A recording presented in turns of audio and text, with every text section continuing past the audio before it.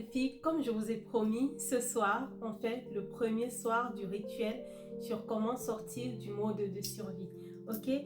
Pour rappel, pour celles qui ne sont pas abonnées, déjà abonnez-vous parce qu'on est dans 21 jours pour t'apprendre à sortir du mode de survie. Le mode de survie, ce n'est pas ce que tu es. Ce n'est pas ton identité, c'est simplement comment ton corps réagit. Ok, lorsqu'ils ne se sentent pas en sécurité, on va dire ça comme ça. Et là, c'est vraiment édition spéciale pour toutes les femmes qui ont des vies bien remplies, qui ont des vies chargées, qui sont des performeuses, mais qui ont traversé des choses difficiles. Pourtant, elles se sentent encore épuisées, elles se sentent fatiguées et on est en début d'hiver. Il y a comme une baisse d'énergie je suis en train de faire beaucoup d'efforts, mais je ne vois pas où est-ce que ça me mène. Et là, c'est parce que des fois, on est dans le mode survie. On a tellement été habitué à tenir droit qu'on ne se rend même plus compte qu'on tient droit, mais on n'avance pas. Ou bien on avance, mais pas dans la direction qu'on veut finalement. Donc, premier soir. Aujourd'hui, le sujet d'aujourd'hui est simple. C'est l'observation. Observer sans se juger. C'est regarder, voir simplement comment notre corps réagit lorsqu'il ne se sent pas en sécurité. Je vous ai dit, je suis une grosse adepte du journaling, je fais du journaling tout le temps, tout le temps. Ok, le journaling à notre âge, ce n'est plus comme quand on était bébé, quand je dis bébé, c'est ado, où on écrivait nos sentiments à tort et à travers. Moi maintenant, ça se passe en phase, selon les cycles que je suis en train de travailler dans ma vie. Donc là, ce que je vous ai dit d'avoir un cahier et un stylo. Mais avant ça, pour que je vous dise, mon stylo est tombé. Ah. Bon, bref, je vous dis déjà ce que vous allez devoir faire, ok, pour ce premier soir.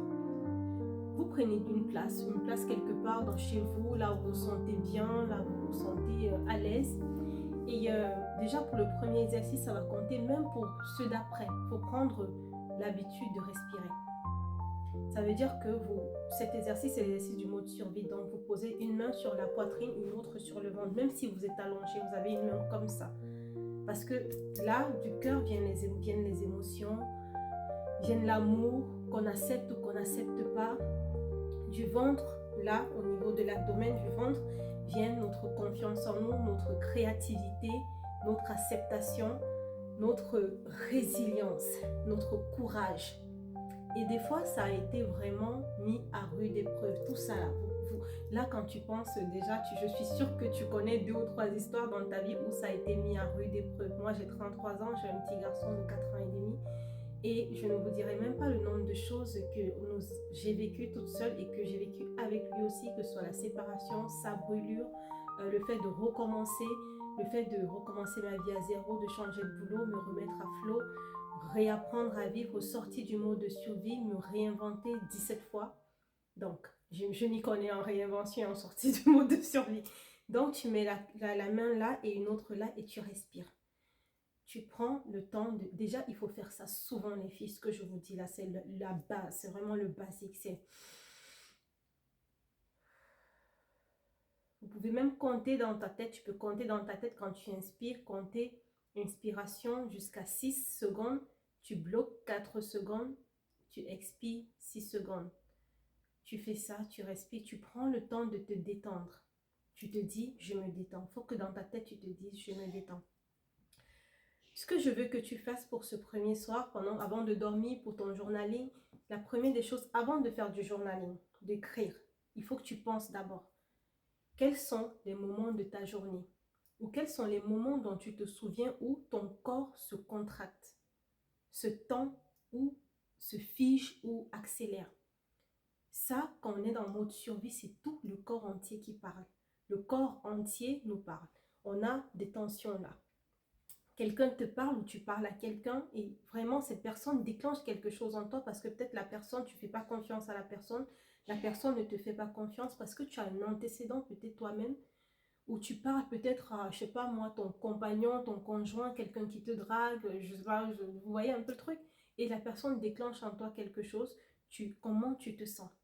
Dans ces moments où tu as l'impression que tu n'es pas en sécurité ou que tu dois faire plus, comment tu te sens lorsque tu demandes à quelqu'un de faire quelque chose et la personne ne le fait pas immédiatement et que finalement c'est toi qui le fais?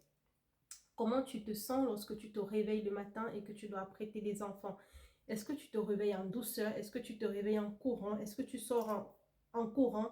Comment tu te sens lorsque tu dois penser à ce que tu vas manger, à ce que tu vas manger les jours d'après? Comment ton corps réagit aux choses que tu fais quotidiennement? Du réveil au travail, des interactions, les jeux avec tes enfants, les moments où tu dois être câliné, que ce soit sexuellement, par amour, par quelqu'un que tu connais, par tes enfants, les moments où quelqu'un te touche, comment tu te sens? Tu vois, comment ton corps, vraiment, scanne ton corps à ce moment-là. La deuxième des choses que tu dois essayer d'appréhender, c'est vraiment sans jugement. Tu observes simplement, tu te remémores comment ton corps se sent, qu'est-ce que ton corps fait, qu'est-ce que ton corps te dit pendant ces moments-là. Est-ce qu'il se fiche? Est-ce que tu as la boule à l'estomac? À quel moment tu as la boule à l'estomac? La deuxième des choses, c'est essaye de te demander qu'est-ce que je redoute à ces moments-là. Lorsqu'on m'embrasse et que j'aime pas trop qu'on me touche, qu'est-ce que je redoute? Je vais vous dire, par exemple, je vais essayer de faire que cette vidéo ne soit pas trop longue. J'ai beaucoup de mal, quand je vais dire j'ai beaucoup de mal, ça dépend des moments. Il y a eu un moment où j'avais du mal avec le toucher parce que quand j'étais plus petite, beaucoup de personnes me touchaient. Les adultes surtout me touchaient genre les joues, on me touchait genre en me disant toujours oh c'est une poupée. On disait souvent à ma mère oh tu as accouché une poupée et j'étais déjà même 9 ans, 10 ans, j'entendais encore les gens dire je ressemble à une poupée. Et au lycée c'était pareil, les professeurs, les surveillants, on me touchait beaucoup et à un moment j'ai commencé à avoir du mal avec ça, genre non laissez-moi en paix. Et ensuite aussi c'est revenu après mon accouchement. Parce que pendant la grossesse, je suis passée de médecin. Vous savez, quand tu vas faire les visites et que tu vois la sage-femme, on te fait le toucher, on te déshabille, on te palpe le corps. Je n'en pouvais plus. Je n'en pouvais plus. C'est vraiment mon fils aussi qui m'a sorti de là parce que quand il est arrivé, je crois que c'est la seule personne que j'accepte dont je puise tout l'amour du toucher. Tout ce qu'il y a comme émotion dans le toucher. Donc voilà, par exemple, une réaction que mon corps a en mode survie parce que pour moi, j'étais pas en sécurité du fait que on me touche autant dans ma vie. Ne riez pas, mais c'est très sérieux. La troisième des choses, c'est que tu dois te demander quel est le scénario catastrophe que ton cerveau se fait et se construit automatiquement. J'ai une connaissance qui, lorsqu'elle est au volant, elle se dit toujours qu'elle va sortir du décor. Qu'elle va sortir du décor, elle va rentrer comme ça, elle va faire un grave accident. Donc, il y a ça. Est-ce que tu as des scénarios catastrophes que tu te fais? Lorsque tu es dans ton quotidien, est-ce que tu te dis que si tu n'es pas parfaite comme maman, si tu ne fais pas, toi-même tu ne fais pas les repas, toi-même tu ne récupères pas tes enfants, tu ne leur fais pas le petit déjeuner, même des pâtes fait maison, est-ce que tu seras taxée de maman imparfaite?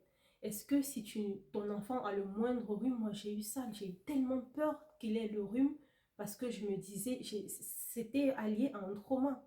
Et il a fallu que je sorte de ce schéma-là de je surperforme pour le surprotéger, pour m'inquiéter, genre je ne dormais pas de la nuit lorsqu'il était malade. Je restais comme ça parce que je ne voulais même pas que sa respiration sifflote, sauf que dans un bébé, tu fais comment?